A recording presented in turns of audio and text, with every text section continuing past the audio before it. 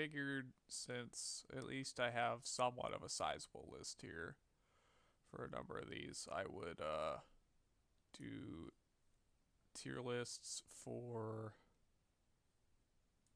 cars. Now, this is based on the track types in which I've won on, not necessarily the car itself. Um, that'll be important when we get to road. As you'll see, there's a number in here that are interesting picks, or interesting pickups, rather, to say the least, in terms of cars I've won on the track type. But we'll work right to left in terms of these lists here and go from there. Um, I mean, you don't have too many options in the dirt road side of things. Obviously, there's three rallycross cars: the Subaru, the Beetle, and the Fiesta. And then you have the Pro 2 and Pro 4 truck alongside the Pro 2 Lite. So, not tons of options here, so it's going to be fairly simple. I think that the Pro 4 is the best one. The Beetle is a close second. The Pro 2 Lite is probably about the same. And the Subaru is about the same to that. And I'd say the Subaru is probably, yeah, that's fine. You know what? Yeah.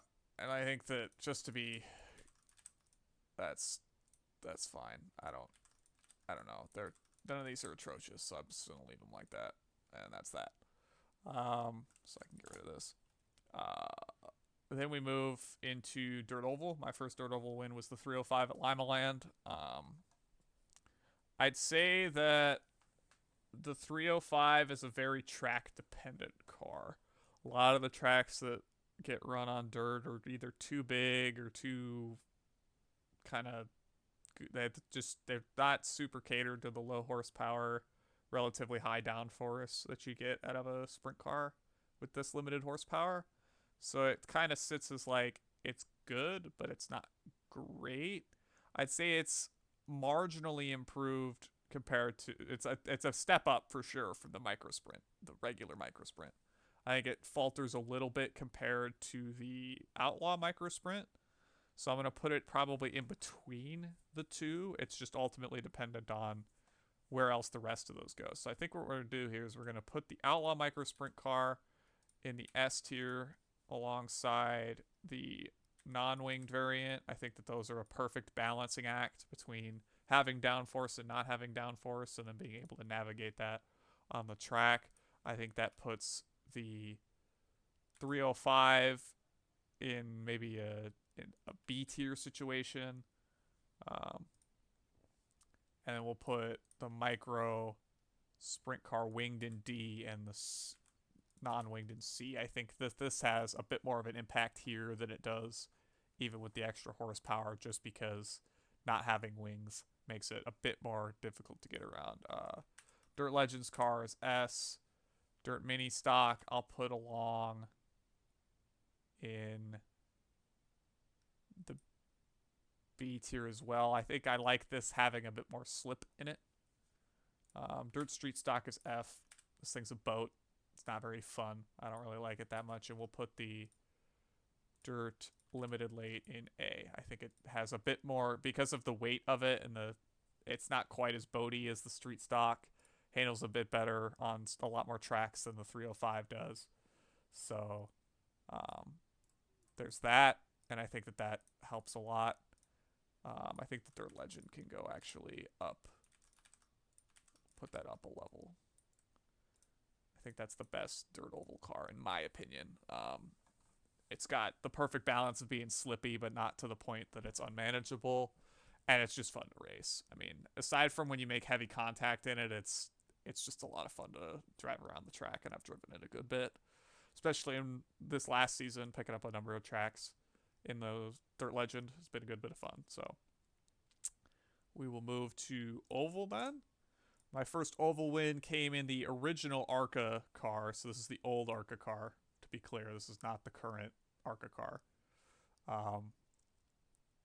Came at Legacy Phoenix. I clocked a guy heading down the backstretch at Legacy Phoenix and got a 4X and somehow managed to hold on to the lead the rest of the race. I was fairly far ahead and started losing towards the latter portion of the race, but I ended up picking up my first win, got over 2,000 iRating at that track. It's the same track I went over 5,000 in the Indy Pro, which we'll get to later. That wasn't my first win on an oval in the Indy Pro, but it was the win that got me over 5,000 iRating on the oval side of things. So track holds a special place in my heart. Obviously, this car holds a decently special place in my heart as a result of being one of my first wins period on iRacing. So it's been a long time since I've driven it. Couldn't recall exactly when the last time I would have done that is. We'll check that real quickly here just to see how well versed my take can even be.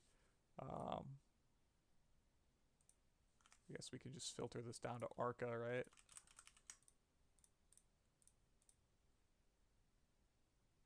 No way. Oh, okay, wait. Okay, there we go. So I've made 59 ARCA starts, the last of which would have came about a year ago at Echo Park. I believe this is, yeah, this is Legacy. Okay. So I have 2 wins, one at Phoenix and one at Lime Rock Park in the ARCA car. So it's been a while since I've driven this car. Obviously, it's retired legacy, or well, not retired, but it's legacy content now. So I think it's a very good. That this stands out as better than the current ARCA car from what I know. I haven't driven the new ARCA car at all, but I remember being fond of this car, so I'll put it in B. Especially in the Gen 4 variant, I ran one race when it was the like Frankenstein Gen 4 at Legacy Atlanta as well and finished like 6th and had a great time trying to figure that out. So yeah, we'll take that. USF 2000. I've won a number of oval races in this car over the year. I ended up over the last however many years. Namely at Oswego more recently on the way to my first of 2 overall series championships. So I have a decent understanding of how this car handles on the ovals. It's not fantastic by any means. I think I'm going to put it probably about the same spot the ARCA car's in. I think part of the biggest issue is that the track selection for this car isn't super great if you want to try to avoid being super packed up. It's a fun car to race on the ovals, particularly ones like Oswego. They're a bit smaller, require a bit more coordination through the corners. Obviously, there's a good bit of downforce on this thing and not a ton of horsepower to kind of push it over the edge. So that's going to be kind of the big halting point for USF on the oval side of things. The Legends car, this is pre-update. I have 1 win in the Legends car at an oval that took place at Nashville Fairgrounds, the mini track. Made a late, I believe, last lap pass into turn number 1, took a dive to the inside, got ahead, led the final lap, won the race. I don't really have a good context for this car on asphalt now, but I've heard it that with post-update, a lot of the bigger tracks like your half miles and up, if they even go to tracks bigger than that. I haven't run this car in a long time on pavement, but it's just too drafty now.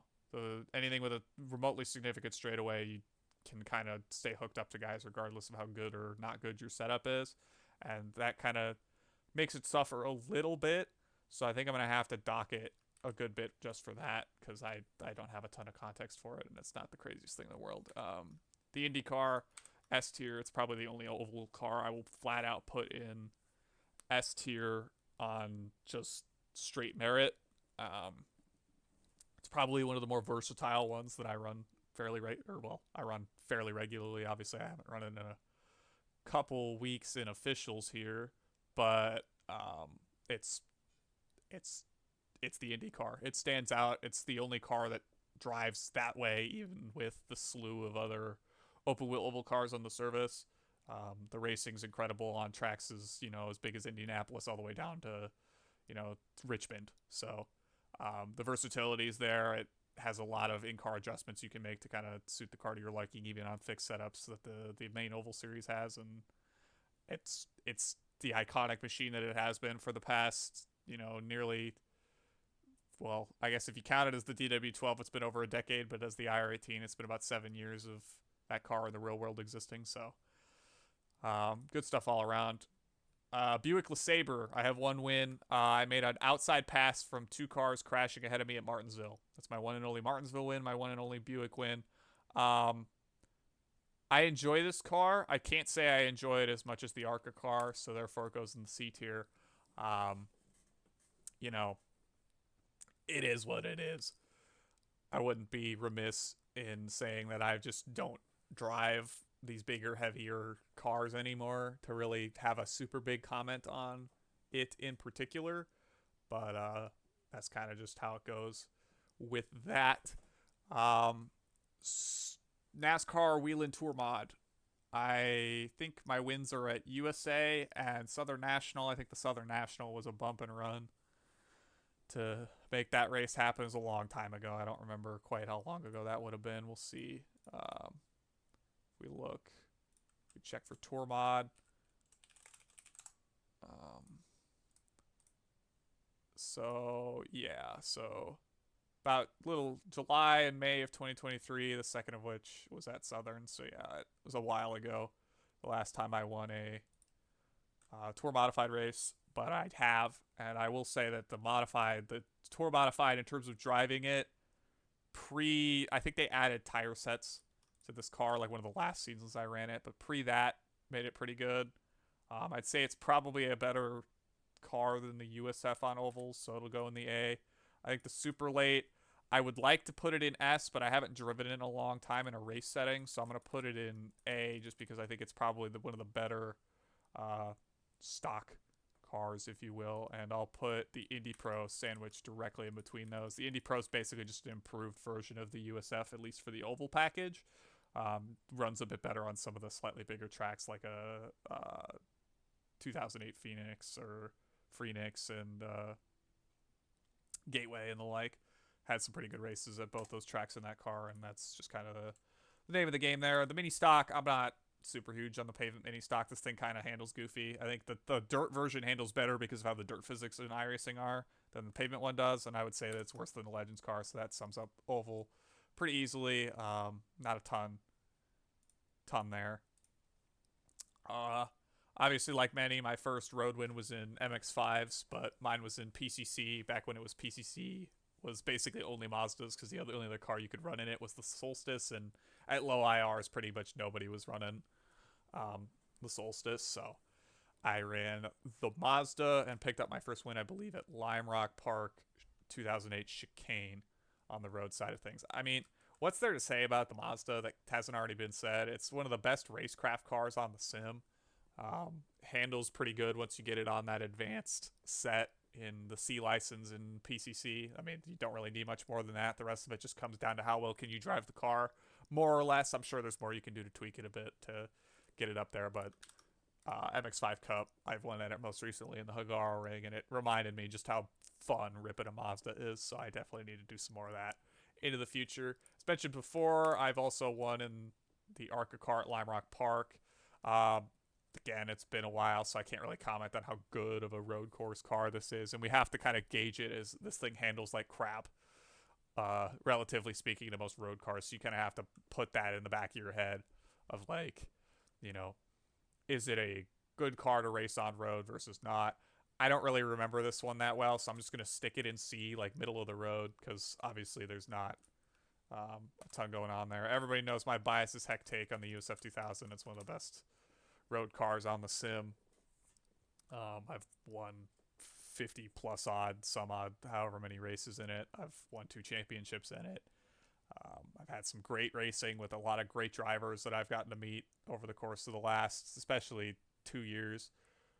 Driving that car, the likes of Jared Corey and Alex Miller and Akesh Rajesh, James Cockram, Carl Cube, Michael Prudhomme, Paolo Kasimarek, Jan Rostenkar, amongst others. If I missed your name, I do apologize, but there's just so many guys that have made that car so great to race over the last two some odd years, at least for me. Beyond that, obviously I had ran before that, but within the last 2 years, it's kind of been the bulk of my running of that car, and it's been great. So I'll likewise say the same of the Legends car. I think the biggest issue facing the Legends on road courses now is it's too drafty for its own good. We saw it most notably like immediately post update at VIR North. You could basically completely miss every apex through the entire road, like actual cornered section of the track. And if you could stay within like 2 seconds down the front stretch, you just blow by people like they're standing still. So for that, I have to kind of discredit it a little bit. It's not quite as strategic as the Mazda might be, just given that Well, actually, you know what? We'll put it just below the Mazda and S because I will say that it does teach kind of the similar stuff that I really like in road cars with the USF and the MX-5 is that if you could be consistent and capitalize on mistakes and stay in contention and work the draft on bigger tracks and stuff, obviously the Legend has a bit bigger of a draft on even smaller tracks, but it rewards being very, very precise with your inputs, perhaps even more so just given how small the wheelbase is. So we'll put it up in S, but I do think step down from the Mazda for sure. The IndyCar, I think I have to likewise put up in the S tier, but I think I'm going to stick it below USF. I've only won one race in the IR18 on a road course, and that was at Phillip Island last season in 2025 season 3. Obviously, the car kind of speaks for itself. It'll be interesting to see how that kind of adapts with the hybrid system incoming for 2026 season 1. But what else is there to really say about it? It's the Indy car. It's a car that's about as versatile as any could possibly be, given the variety of tracks that car visits. And ultimately, even if it is kind of a bit of an awkward handle to compare to even other cars down lower on the road to Indy, we've seen it with the next car with being a bit more agile than the IR18, even if only just, in my opinion, anyway. It's just a different experience to be having that much power, the push to pass, the aero screen. It's just got its own song and dance and feel to it, and it's a good time. So, Skip Barber, the Skippy. It's about as synonymous with iRacing as any other car could be. It's been around, I think, about as long as most cars on the sim. It was probably, I believe, it's the first car. It's listed car class 1. If you go and look it up on the API. Definitely better than the Arca car. I'm not sure if I could put it all the way up in S tier. I'll put it in A for now because we still have a good bit to go through here. But ultimately, it's a car that probably kickstarted a lot of people's careers on iRacing. It's a car that a lot of people still swear by and run a lot of. Obviously, there's huge strength of fields that go off for that car pretty much every week, especially on the European side of things. So I have to commend it for that. It's got the kind of the slippy bicycle tires. You got like one setup you need to run on it. You kind of just run in minimum fuel and drop the tire pressures all the way down and whatever else you do to that thing to make it go fast. And you just have to be skilled. And that's all it takes, plain and simple. The Honda Civic TCR. I have a couple wins in this.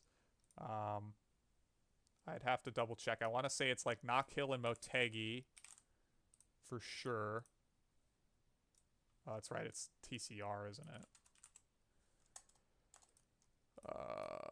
Yeah. Oh, okay. It's exactly Knockhill and Motegi. I haven't driven the Civic in a while. I've been doing some practice laps recently in the Hyundai Elantra to try to just get a feel for TCR again. We'll put it in B. I do remember this car pretty fondly. It was kind of my third man for a while there in terms of stuff I was driving. It was my main sports car series for a good while prior to Legends Road Cup being around. So there's that. I had the Legend in here for twice for some reason. So that's pretty much all that needs to be said about the TCR. The Ray FF1600, I'm going to put just above the Skippy. I think this car handles even more on the edge than the Skippy does once you get it on the D-License series. I will say that the iRacing fixed setup for this car is very, very... It's like too twitchy for its own good, or it's just not to my liking. But once you get it on a setup and dial it in a little bit, it's a good bit of fun to whip around in the Formula Forward of the FF1600. I've won races at Road America and I believe Brands Hatch GP in this car. One of my more iconic finishes for sure was heading down the front stretch, setting up the draft and getting just ahead right at the line at Brands Hatch to win that race. So good there. The Indy Pro 2000, I think at this point, especially given that the car's retired from road courses and officials, I just ran the strength and field replacement race at Gateway last night. Finished second to Jarrett Corey, obviously, because he's fast as heck. I'm going to put it up there. We'll put it below the IndyCar. Actually, I'm going to put it above the IndyCar. I just feel like it caters to racing better than the IndyCar does. Obviously, the IndyCar's wider, has more power. It's just there's a lot more going on with it, and I imagine that hybrid system's only going to continue to make that the case. I tend to prefer a bit more of a simpler car. You know, the Next is kind of the perfect bridge between what the Indy Pro was and the IndyCar is. That'll obviously, hopefully, at some point, I'll get a win in on road or oval, to be honest, and be able to have a bit of a better point of comparison there. But I think that the USF and the Indy Pro and the Legends car have been like my bread and butter for the last year and a half. So I have to give it the credit it's due there. The Clio, I'm going to put in C tier just because I haven't driven it enough to really get comfortable in it. And I've basically spent a couple races beating up babies in that car at like Novara, amongst other tracks. Obviously, I picked up a win PCC in it at Kansas Road by myself, just cruising around. I beat all the Toyotas. I'll say that. I'm on record. But yeah, that'll have to do. Ferrari 296 GT3. Okay, this was all the GT3 updates. This was at Mid-Ohio. It's my only win at Mid-Ohio. Only win in the Ferrari GT3. Only win in GT3 in general, as you'll see. There's no other GT3 cars listed here. I haven't really driven any other GT3 cars. I drove the Corvette in the Daytona 24 last year. That was okay, but I think that was also going to be pre all the updates to the GT3 cars. So my assessment of GT3 now is not accurate, but I will say that I can stand this car better than I can a lot of other things. And you know what? Let's not discount the Clio here too much. Like, Spec Racer Ford, I'm going to put in D. I think the biggest thing for me with the Spec Racer is I just haven't driven it enough. I'm using it with my round rim with a sequential stick with the clutch pedal. I'm not really good with standing starts. It's a thing I've definitely noticed, especially with the clutch pedal, because every other car that I've done standing starts in, I'm actually using hand clutches. So that makes a difference too. And it's just one of those things that I have to probably get accustomed to. It's just a very distinct car. It kind of handles a bit like, honestly, kind of a bit like a Formula Ford Legends. Like, it's got that kind of slidey snap, and when you kind of over rev in the gears, downshifting too fast, you can upset the car a good bit. I did that at Oschersleben in one of the couple races I won there in the Spec Racer. It's the only track I've won Spec Racer competition. I was just looking for something to do, I think, at that point, but yeah, it's all right. I certainly would not complain too much if I had to drive the Spec Racer. I just haven't spent the time to get particularly great at it. The HPD, this was like one of the first cars I bought on iRacing, the open cockpit LMP2 that features in Proto GT now. I'm going to put it in A, below the Skippy and the Ray. I think that this has like all the handling characteristics I like in a sports car, where it's snappy, the tires, you can feel them when they're gonna, the only time that I've had problems here is the left-hander towards the back end of VIR before you hit Oak Tree. I just completely overshot and went straight off in the grass and caused myself some grief in a race there. But other than that, I enjoy the HPD a good bit. I probably need to drive it a bit more at some point. I know Proto GT is going to some tracks next season that I'll be able to maybe try to tick off. I believe Mexico City and Mugello, but I enjoy it. Any open cockpit car, especially on the sports car side of things, is a welcome addition in my book. That's why the Spec Racer's kind of fun. Actually, you know what? Spec Racer can go above the Clio. Actually, we'll give the Spec Racer. Actually, no. Okay, we'll fix this. There we go. Formula V. I basically learned this car at Winton and ran 4 or 5 races at Winton. Yeah. Ran 4 races at Winton with a worst finish of 3rd. I mean, this one here separated by 9 thousandths, so I had something there. You've got another second place where I was barely behind the guy that won that race. So I clearly have something against decent competition in the V.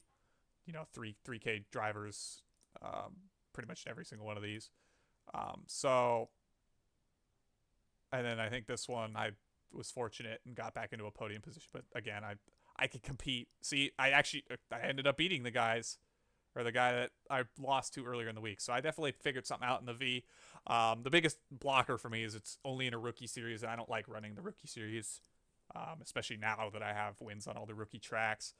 I'd love to see if they did like an open setup V series, do another like advanced V or something, but I could understand why iRacing would be hesitant to do that, just given the nature of things and how many series they've got to work with. Um, I can't say it's better than a lot of cars here. I mean, really for me, the V just strikes me as a very distinct car that teaches a lot of very careful driving habits, especially avoiding that first gear, doing downshifting and turning at the same time. It's like a very, it teaches you broad sweeping motions in a way that's very catering to new drivers, I would think. I think it'd be a great car to just sit there and lap a lot as a rookie. But I think once you kind of get to a higher and higher level of V, it kind of falls into the same pitfalls as, say, a Legend or even the FF does, where or the Formula Ford does with the draft and whatnot. So for that, I'm gonna stick it in high C. I'm just not particularly huge on the gearbox on this thing. The suspension being the way it is, where it kind of wants to bottom the whole car out when you slow down.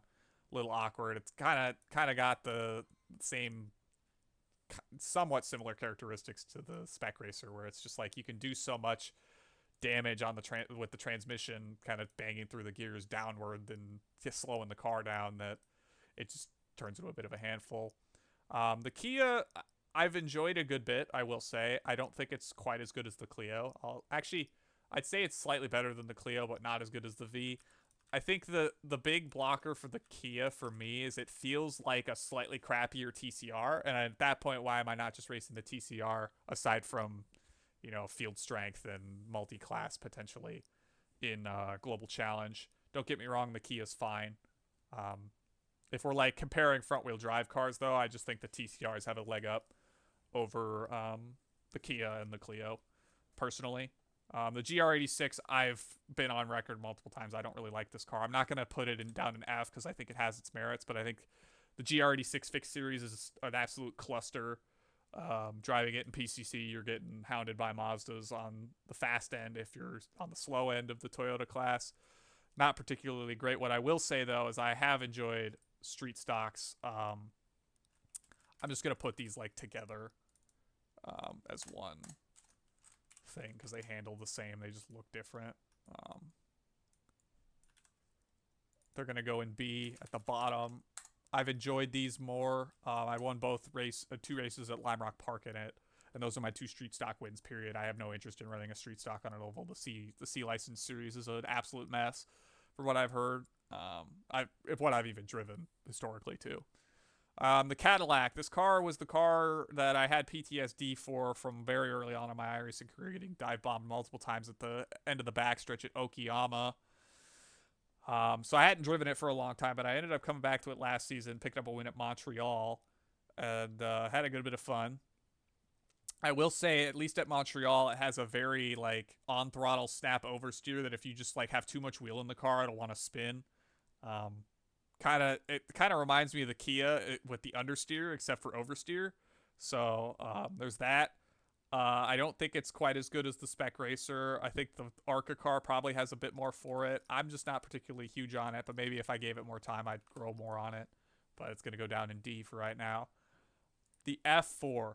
Now, look, I'm almost all but contractually obligated to throw this thing in the F tier and say that I hate it. But as I've started to do more and more laps in it, I've gotten a better understanding of how the car works, even if I don't enjoy it that much. I'm going to put it in like the bottom of C because I think that's fair, given that I'm just not comfortable with how it handles relative to what I'm comfortable in, like the USF, the Indy Pro.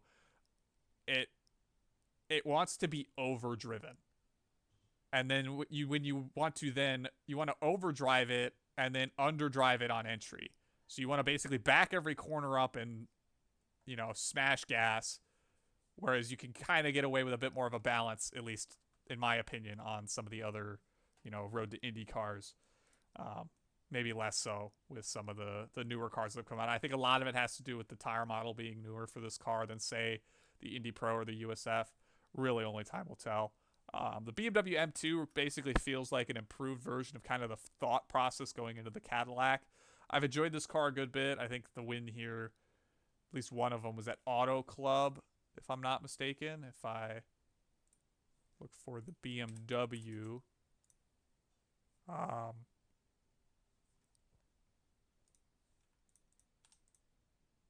yeah, it would be at Auto Club competition. It's a good bit of fun. It's definitely a car that like you have to be prepared for how to handle it on and off off the pedals basically because it's very interesting on the brakes and on the throttle pedal. So I think I'm gonna put it in B tier ahead of everything with the TCR. I'd say I like driving it. I need to probably drive it a bit more.